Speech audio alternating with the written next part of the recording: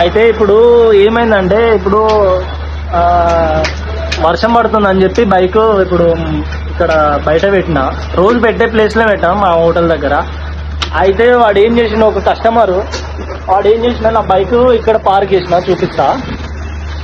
ఇగో ఇక్కడ నా bike park చేసిన, ఇదే ప్లేస్లా నా బైక్ ఉందన్నమాట. వాడు ఏం చేశాడు, ఆ బైక్ నా బైక్ తీసుకెళ్ళి వాడి బైక్ ఇక్కడ వదిలేసి వెళ్ళిపోయాడు. అది ట్విస్ట్ ఏంటంటే, ఇప్పుడు నేను ఇప్పుడు పిఎస్కి కంప్లైంట్ చేసి వాళ్ళ దగ్గర నెంబర్ తీసుకున్నాను. వెళ్ళేది నెంబర్ తీసుకుంటే ఏమైంది, తర్వాత వాడికి ఇన్కమింగ్ కాల్స్ పనిచేయట్లేదు. సో తర్వాత మళ్ళీ వాడికి నేను 200 పెట్టి రీఛార్జ్ చేస్తే లాస్ట్కి ఏమైందంటే వాడి నెంబర్ స్విచ్ ఆఫ్ వస్తుంది. ఇప్పుడు నేను ఏం చేయాలి?